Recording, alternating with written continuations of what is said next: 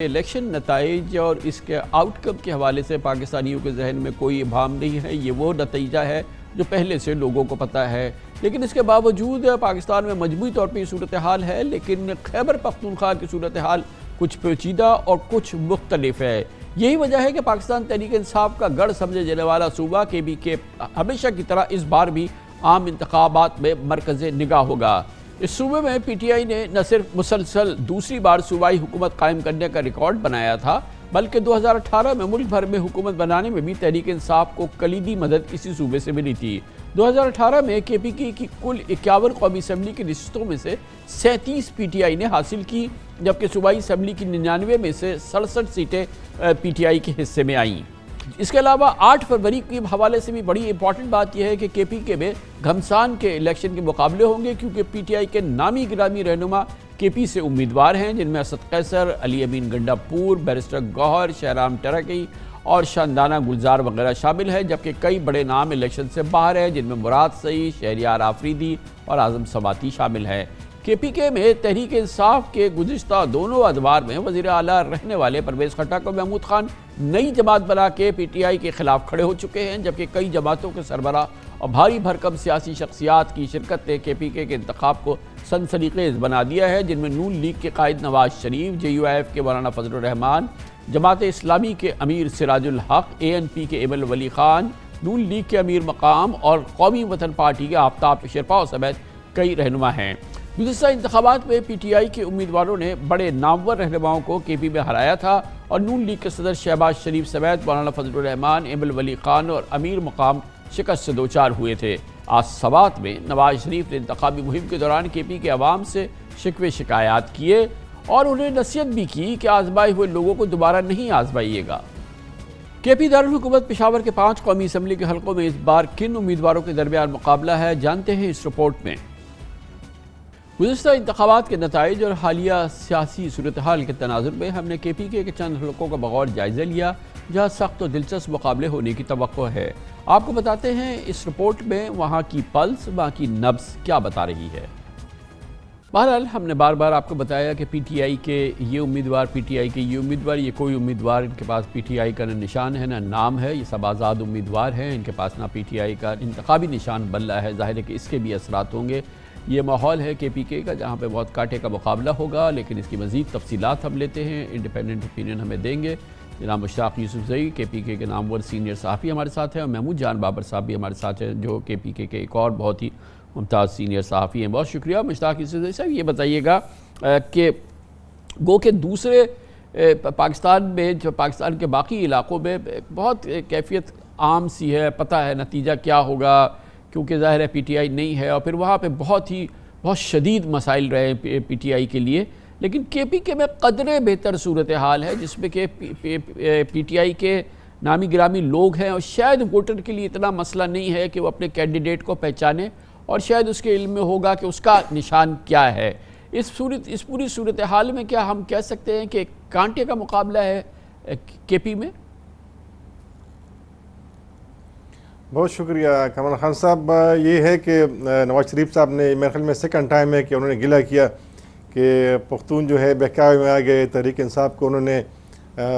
جتوایا خیبر پختونخوا میں۔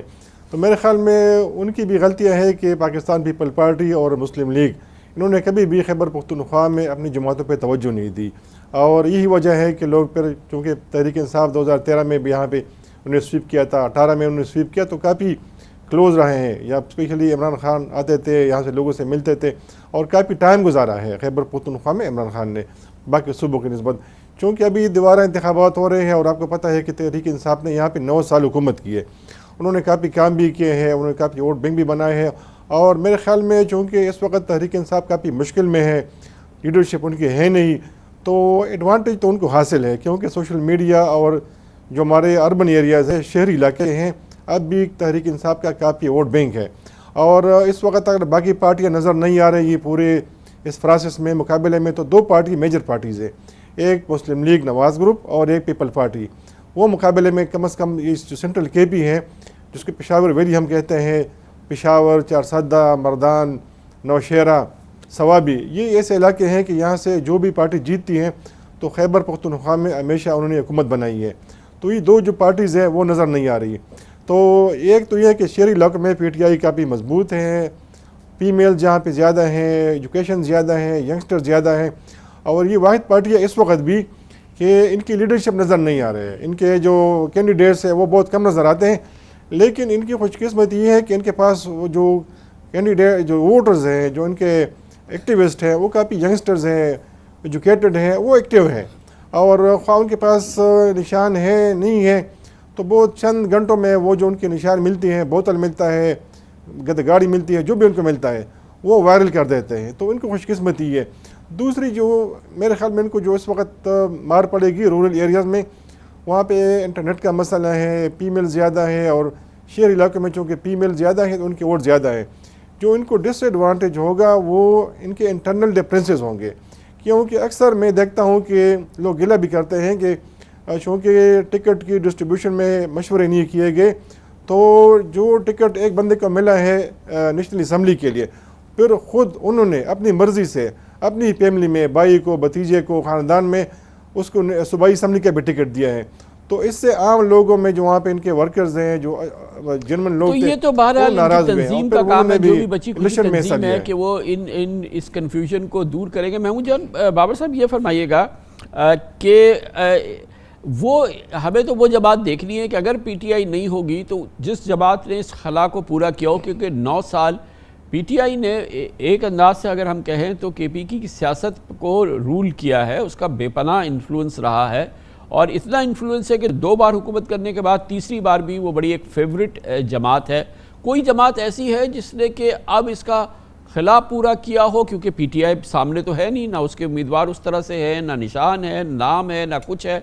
تو وہ کون سی جماعت ہے جو قریب تر آپ کو نظر آ رہی ہے, یا کوئی بھی نہیں ہے؟ جی خان صاحب شکریہ. میں یہ سمجھتا ہوں کہ پی ٹی آئی کی حکومت کی موجودگی میں بھی, اور خود عمران خان صاحب کی مرکز میں حکومت میں موجودگی میں بھی, جب اس وقت پاکستان کی سیاسی جماعتیں خاموش تھیں یا وہ زیر عتاب تھیں اور وہ اس وقت تاریخیں بھگت رہی تھیں اور وہ عدالتوں میں تھے, مسلم لیگ نون اور پیپلز پارٹی کے لوگ, اس وقت بھی اگر کسی نے ٹف ٹائم دیا تھا تو اس وقت عمران خان کو وہ مولانا فضل الرحمان صاحب تھے. اور مولانا فضل الرحمان صاحب کے حوالے سے یہ امپریشن اس وقت بھی بنا کہ اگر اس پاکستان میں کوئی ان کی بات کی کوئی وہ پوزیشن لے سکتا ہے تو وہ مولانا فضل الرحمان ہوں گے. تو مولانا فضل الرحمان نے کم از کم یہاں پہ خیبر پختونخوا میں یہ کام کیا کہ انہوں نے ہر وہ جگہ فل کرنے کی کوشش کی جو جہاں پہ اسے پاکٹ ملا, جہاں پہ اسے تھوڑا سا سپیس ملا. تو آپ دیکھیں کہ جب بلدیاتی انتخابات ہوئی اور خود تحریک انصاف کی حکومت موجود تھی, تو اس وقت بھی جو شکست جس جماعت نے انہیں دی اس میں زیادہ نشستیں مولانا فضل الرحمان کی جماعت نے حاصل کی. پھر اس کے بعد جو تحریک انصاف کی یہاں پہ انہوں نے اپنی اسمبلی ختم کی, تو یہ صوبہ جو جن کے حوالے کیا گیا وہ بھی جمعیت علماء اسلام ہی تھا. اگر آپ کو یاد ہو, جب نگران حکومت بن رہی تھی اس وقت نہ صرف نگرانوں میں ان کی اکثریت تھی بلکہ گورنر ہاؤس بھی ان کے پاس تھا. مولانا صاحب گورنر ہاؤس میں جمعے کے خطبے پڑھا رہے تھے, اور لوگوں کو یہ احساس ہو گیا تھا کہ یہ صوبہ عملی طور پہ مولانا فضل الرحمان صاحب کے پاس چلا گیا ہے. انہوں نے اس سارے پرسیپشن کا اور امپریشن کا اور اس سب کا فائدہ بھی اٹھایا, انہوں نے کبھی اس سے انکار بھی نہیں کیا. تو وہ جو بیوروکریسی تھی اور وہ جو الیکٹیبلز تھے انہوں نے اپنا رخ ان کی طرف رکھا, باقی جماعتوں کی طرف کم لوگ گئے. اگر آپ کو یہ معلوم ہوگا, یہاں پہ مسلم لیگ نون کو کبھی ایک یہ تاثر اس کے بارے میں بنا کہ وہ خیبر پختونخوا میں اب وہ کنگز پارٹی ہے. پھر وہ پرویز خٹک صاحب کے بارے میں یہ جو ہے یہ پرسیپشن بنا. پھر لیکن جمعیت کے بارے میں یہ زیادہ اس وجہ سے بھی پختہ ہوا, گورنر ہاؤس ابھی بھی اس کے پاس ہے, اس کے کہنے پہ کافی فیصلے بھی ہوئے. یہ دوسری بات ہے کہ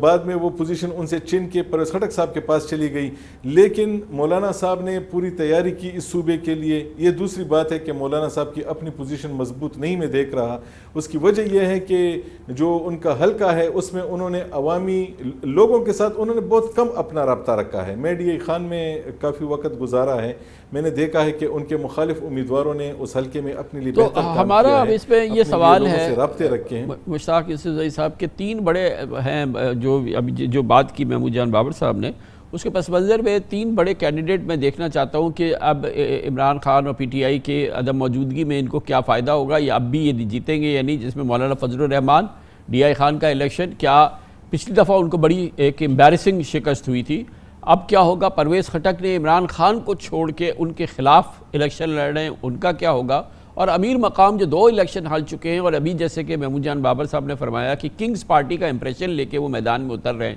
ان 3 کینڈیڈیٹس کا آپ کو کیا آؤٹ کم لگتا ہے ان کے الیکشن ریزلٹس میں؟